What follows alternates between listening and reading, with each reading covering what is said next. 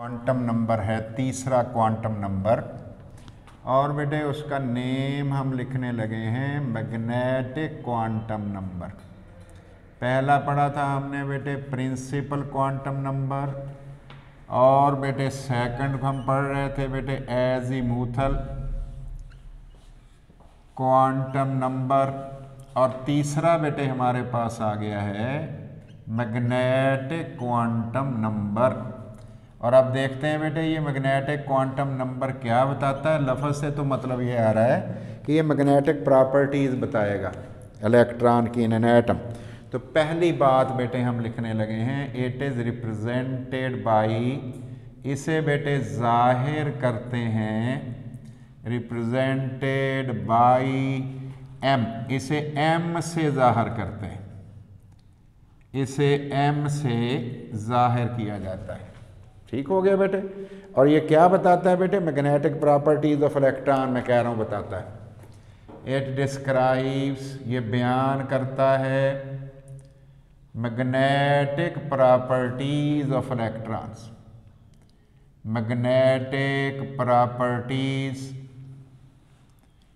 Of electron, electron की magnetic properties बताता है किसके अंदर बेटे, इन एन एटम, एक एटम के अंदर, इन एन एटम। दारा शेल बेस्ड होगा, शेल का रेडियस डिफरेंट होगा, इस तरह की बातें हम कह रहे हैं बेटे।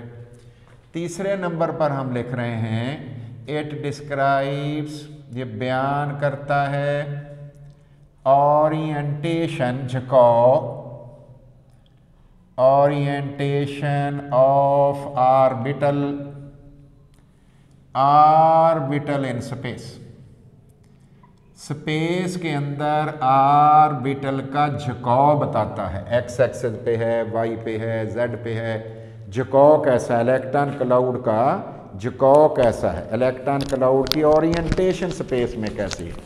बेटे इसका जवाब किससे ताल्लुक़ रखता है और कैसा होता है बेटे। इट्स वैल्यू, ये जो वैल्यू इसकी होती है, it's value is L dependent, इसकी वैल्यू जो होती है एजीमुथल क्वांटम नंबर की वैल्यू से ताल्लुक़ रखती होती है, एल डिपेंडेंट होती है, एल डिपेंडेंट होती है। इसकी वैल्यू एजीमुथल क्वांटम नंबर पे डिपेंड करती है। एंड और बेटे नेक्स्ट लिख रहा हूँ इट्स वैल्यू, इसकी वैल्यू जो होती है कैन बी गिवन एज, उसे इस तरह से बताया जा सकता है। क्या बेटे, अगर एल की कोई वैल्यू हमारे पास होगी तो फिर जब हम इसको एल को जोड़ेंगे बेटे एम के साथ तो हमारा जवाब क्या आएगा, हम कहेंगे प्लस भी एल की वैल्यू आएगी, माइनस भी एल की वैल्यू आएगी, और उसमें ज़ीरो भी शामिल होगा। इसका मतलब है कि अगर आपने एम की वैल्यू ढूंढनी है तो आपको बेटे एल की वैल्यू में प्लस माइनस करके ज़ीरो भी करना पड़ेगा। देखेंगे कैसे। और नेक्स्ट हम देखते हैं बेटे इससे हमने एल की वैल्यू किस तरह ढूंढी, एम कैसे ढूंढा, देखते हैं बेटे। अब हमारे पास अगर एल की वैल्यू बेटे ज़ीरो हो सकती है, एल की वैल्यू ज़ीरो से शुरू जो होती है हमने पढ़ा हुआ है, तो बेटे फिर इसका मतलब क्या होगा, इसका मतलब होगा कि एस सब शेल है। कौन है बेटे, एस सब शेल है, एस बेटे सब शेल है, एस सब शेल लिख दिया मैंने बेटे। एम की वैल्यू क्या है बेटे, एम की वैल्यू हमने लिखी ज़ीरो। ज़ीरो का मतलब क्या है, एक ऑर्बिटल, ज़ीरो का मतलब है एक ऑर्बिटल, वन ऑर्बिटल, किसके अंदर बेटे, इसके अंदर, एस सब शेल के अंदर एक ऑर्बिटल। अब अगर बेटे ये वैल्यू हमारे पास आ जाए वन वैल्यू आ जाए तो बेटे कौन सा सब शेल होगा, पी सब शेल होगा। अगर पी सब शेल होगा इसकी वैल्यूज़ एम की क्या क्या आएंगी, एम की वैल्यूज़ हमारे पास बेटे आएगी +1, ज़ीरो भी आएगी, -1 भी आएगी, 3 वैल्यूज़ आएंगी। क्यों बोला, प्लस एल भी आएगा, प्लस भी आ गया, माइनस एल भी आ गया, ज़ीरो भी तो शामिल करना है। और क्या वैल्यू आई थी हमारे पास, 1 वैल्यू आई थी। अब मुझे बताओ बेटे 1L की वैल्यू थी, P सब शेल था 3 ऑर्बिटल से, और 3 ऑर्बिटल में आगे लिखने लगा हूँ 3 ऑर्बिटल्स।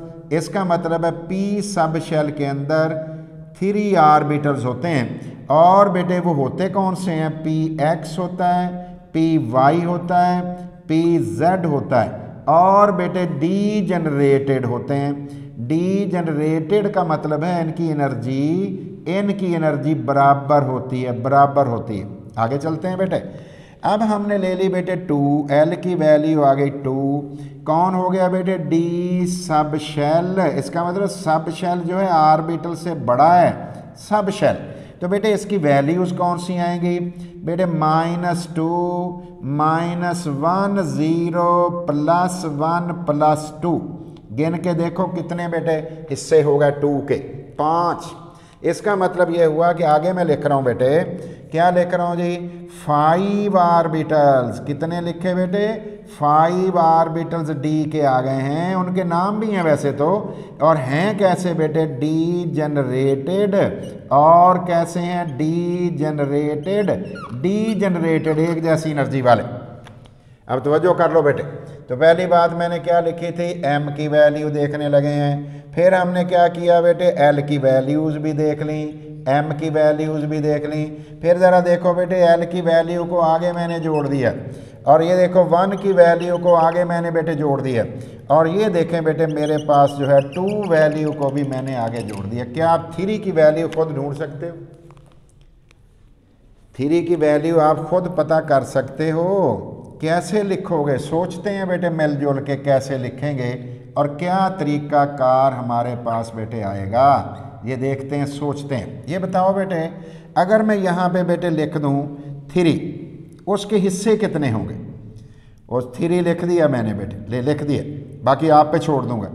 F सब शेल मेरे पास आ गया, F सब शेल आ गया, ठीक है बेटे। अब F सब शेल में कितनी वैल्यूज आएंगी, देखो मैं लिखने लगा हूँ +-3। अब मैं इकट्ठा करके लिख रहा हूँ, थोड़ा सा आपको कंफ्यूज कर रहा हूँ।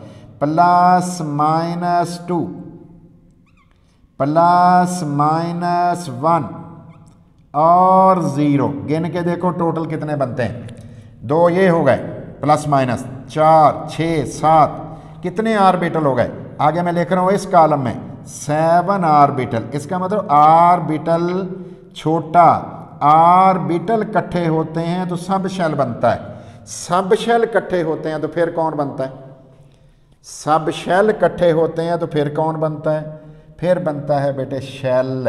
इसका सबसे बड़ा कौन है, सबसे बड़ा बेटे शेल है। तो ये हमारा बेटे तरीका कार आ गया कि क्या चीज़ देखने के लिए कि कौन कौन सी चीज़ें कैसे कैसे डिस्कस बेटे होंगी। तो ये आ गया बेटे ऑर्बिटल्स। अब आगे बढ़ते हैं बेटे, डी जनरेटेड का मतलब क्या है। अब इनके नाम नहीं हम लिख रहे बेटे, अभी हम इनके नाम नहीं लिख रहे। तो देखते हैं बेटे, इससे हम वैल्यू ऑफ एल से total number of M values कैसे ढूंढी जा सकती है। लिखने लगा हूं बेटे, the number total values of M, total values of M can be calculated, उसे कैलकुलेट किया जा सकता है बाय द फार्मूला, किससे, इस फार्मूला से, बाय द फार्मूला, इस फार्मूला से हम बेटे उसको पता कर सकते हैं वैल्यूज कितनी आनी है। एम की वैल्यूज को ढूंढने के लिए बेटे आप 2l+1 वाला फार्मूला अप्लाई कर दो, आपके पास बेटे पता लग जाएगा एम की वैल्यूज कितनी होंगी। देखते हैं बेटे, एम की वैल्यूज का फार्मूला आ गया। अब बेटे वैल्यूज कैलकुलेट करवाओ। पहला नंबर बेटे एम की वैल्यूज कितनी आनी है, मैं लिख रहा हूं बेटे 2 × कब बेटे 0+1, कब भला, जब मैंने एल की वैल्यू कितनी ले ली है 0। एल की वैल्यू मैंने कितनी ले ली है बेटे, एल की वैल्यू मैंने ले ली है 0। अब मैंने क्या कर रहा हूं, एम की वैल्यूज मैं कैलकुलेट कर रहा हूं। बताओ बेटे टोटल कितनी आ गई, 2 × 0 0 प्लस 1 1, एक वैल्यू आई। एक वैल्यू का मतलब क्या है, एक वैल्यू का मतलब क्या हो गया, इसका मतलब है एक आर्बिटल। इसका मतलब क्या हो गया, मीन्स 1 आर्बिटल, एक आर्बिटल। अब बताओ बेटे, अगर L 0 हो तो कौन सा सब शेल होता है बेटे, सब शेल होता है S। और अगर L की वैल्यू 1 हो जाए, आपने सोचना है 1 हो जाए तो कौन होता है, ब्रैकेट मैंने बना ली है बेटे, P सब शेल होता P है। देखते हैं इसके लिए वैल्यूज कितनी आएंगी। M की values M is equal to 2 into 1। ये बेटे L की वैल्यू 1 मैंने लिखी है, प्लस 1, टोटल कितनी वैल्यूज आ गई बेटे, 3 वैल्यूज, 3 वैल्यूज आई। मीन्स इसका मतलब है 3 आर्बिटल्स। इसका मतलब है 3 आर्बिटल्स। इसके अंदर आर्बिटल्स की तादाद 3। तो P के अंदर होते ही 3 है बेटे, देख लो P के अंदर होते ही 3 है, 3 वैल्यूज आई थी। और S के अंदर वैल्यू आई एक थी बेटे, वैल्यू आई एक थी, चेक कर लो बेशक, देख लो बेटे एक ही वैल्यू है। और D के अंदर 5 वैल्यूज आई हैं, F के अंदर 7 वैल्यूज आई हैं, S के अंदर वैल्यू आई एक है, एक वैल्यू है, ये 0 भी वैल्यू कहलाती है बेटे, 0 नहीं कह देना। आगे चलता हूं बेटे, अब मैं L इज इक्वल टू 2 ले रहा हूं। 2 के लिए ब्रैकेट भी मैंने बना ली है। बताओ L 2 हो तो कौन होता है बेटे, D होता है, D सब शेल। D सब शेल के लिए वैल्यूज कितनी आनी चाहिए, 1 2 3 4 5, 5 आनी चाहिए। करके देखते हैं 5 आती भी हैं। M की वैल्यूज कितनी आएंगी बेटे, 2 into 2 प्लस 1, ये तो 5 आ गई हैं। इसका मतलब 5 वैल्यूज का मतलब क्या है, 5 वैल्यूज मीन इसका मतलब क्या बना, 5 वैल्यूज का मतलब क्या बना बेटे, 5 मीन्स 5 आर्बिटल्स। 5 इसका मतलब है आपके P सब शेल में आर्बिटल की तादाद 5 है बेटे। L की वैल्यू मैंने ले ली है 3। बताओ बेटे 3 लेता हूं तो कौन होता है, F। तरतीब है पूरी की पूरी बेटे, 0 S 1 P 2 D 3 F। अब मुझे बताओ M की वैल्यू में L की जगह क्या लिखूं बेटे, M मैंने लिखा है और लिखा है बेटे 2 into कितना 3 प्लस 1, 3 into 2 6 प्लस 1 कितना हो गया, इसका मतलब 7 वैल्यूज बेटे आनी है। 7 वैल्यूज मीन इसका मतलब क्या है, इसका मतलब है 7 आर्बिटल्स। तो मुझे आप समझा दो S के अंदर कितने आर्बिटल होते हैं, S के अंदर कितने आर्बिटल होते हैं, फिर एक ही होता है। 2 इलेक्ट्रॉन आते होंगे बेटे, 2 इलेक्ट्रॉन आते होंगे, क्यों बेटे, ठीक है। मुझे ये बता दो, इसे ओरिएंटेशन क्वांटम नंबर कह दें। आगे बढ़ते हैं बेटे, ये मैंने लिखा है बेटे magnetic quantum number, magnetic quantum number, magnetic quantum number tells about, किसके बारे में बताता है बेटे, tells about orbital in which electron is present, जिसके अंदर इलेक्ट्रॉन मौजूद हो, जिसके अंदर इलेक्ट्रॉन मौजूद हो। ठीक है बेटे, नेक्स्ट देख रहा हूं, it magnetic quantum number, magnetic quantum number describes, quantum number describe बयान करता है, किसको बेटे बयान करता है, द ओरिएंटेशन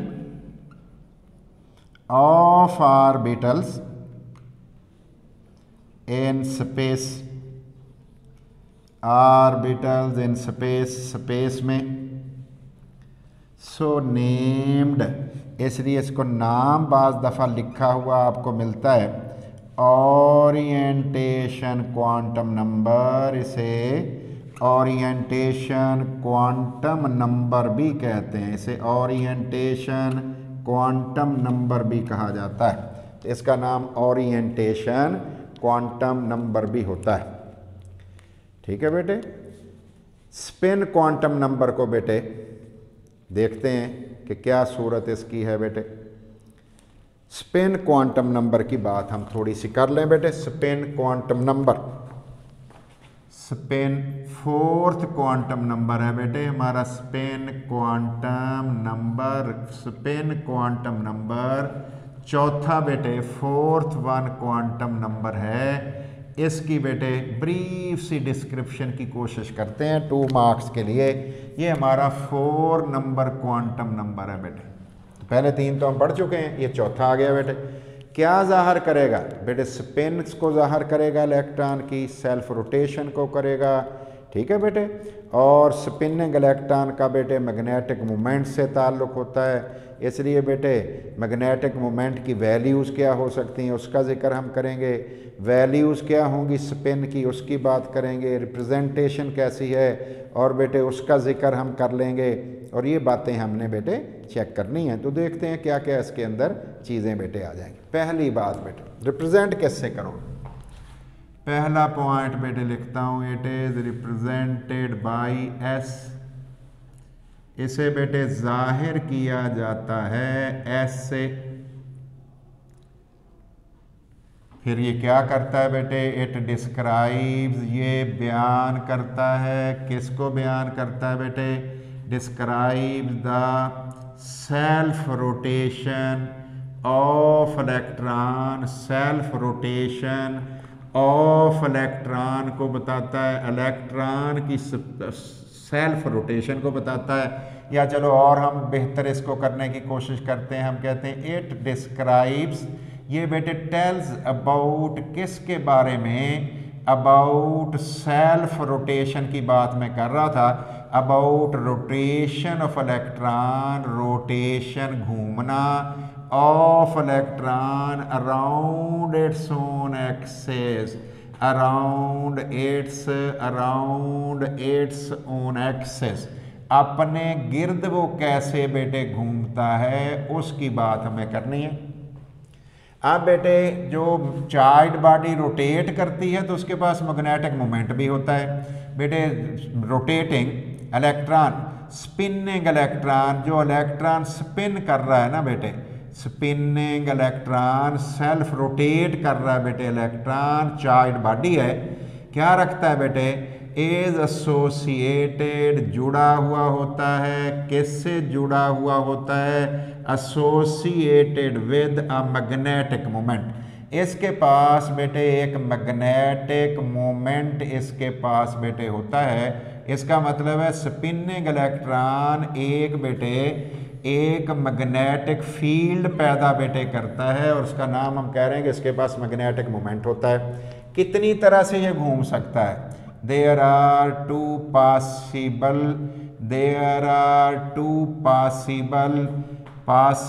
बेटे two possible self rotation possible self rotation of electron।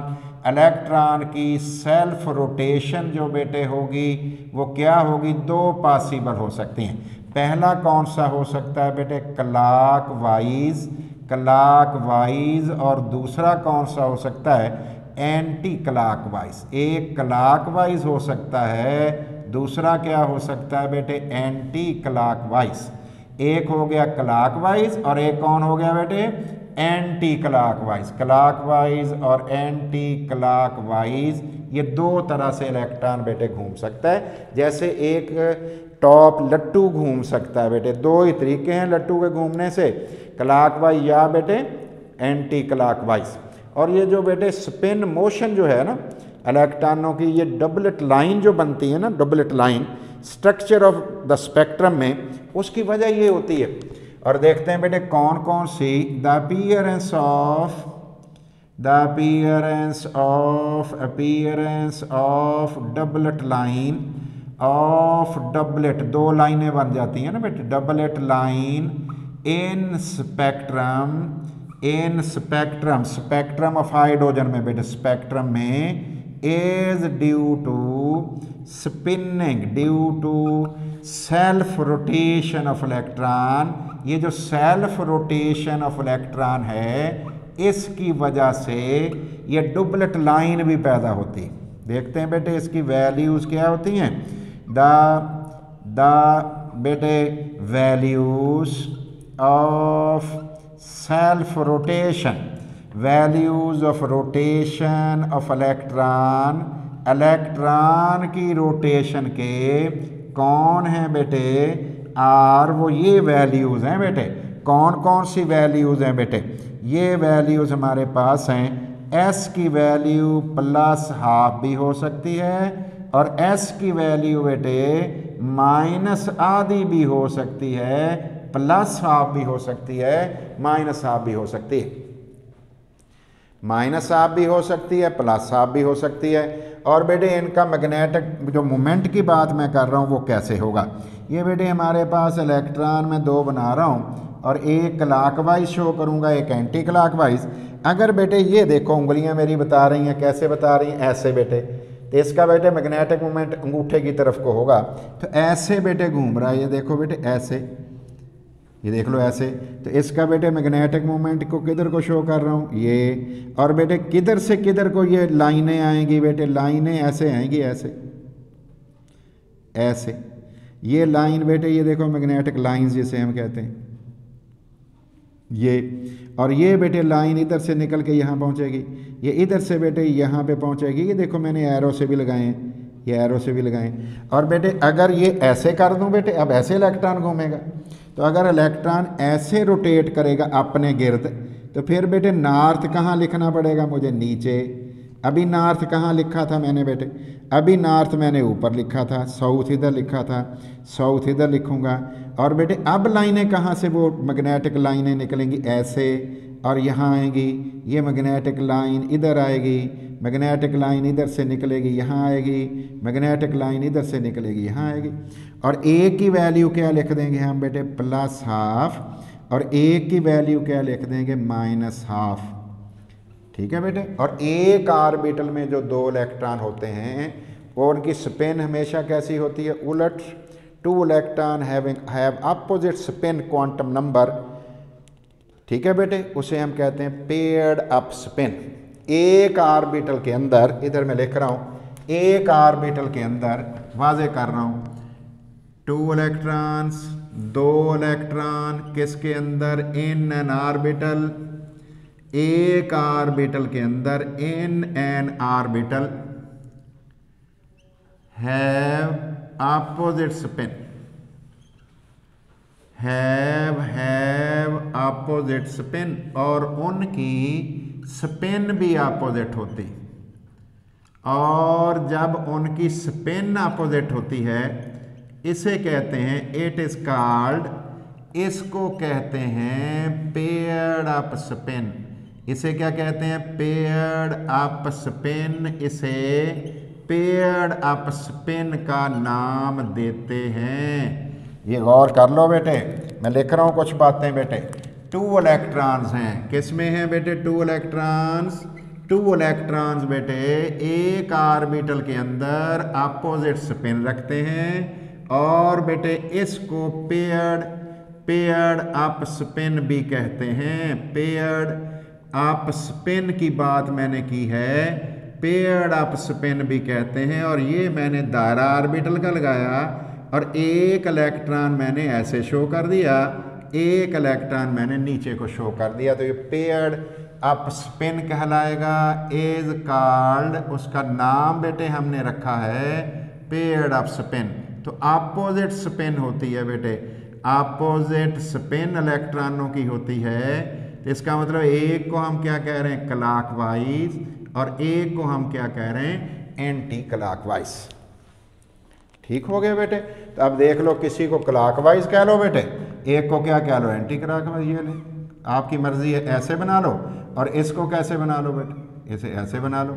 आधा भी एरो लगा सकते हैं। ये देखो बेटे ऐसे लगा हुआ एरो भी आपको मिलेगा ऐसे, और बेटे इसका एरो ऐसे लिखा हुआ मिलेगा। और जब पेड ऑफ स्पेन में होगे आधे आधे एरो लगे हुए भी आपको मिलेंगे, हाफ एरो भी लगे हुए आपको मिलेंगे। मैंने तो पूरे पूरे लगा दिए, आधे आधे भी बेटे लगाए जा सकते हैं। तो ये हमारे पास तरीक़ाकार हो गया बेटे इनको ज़ाहिर करने का। तो कितनी बेटे हो सकती हैं? 2 ही हो सकती हैं बेटे, क्लॉकवाइज और बेटे एंटी क्लॉकवाइज। थैंक यू बेटे, शुक्रिया।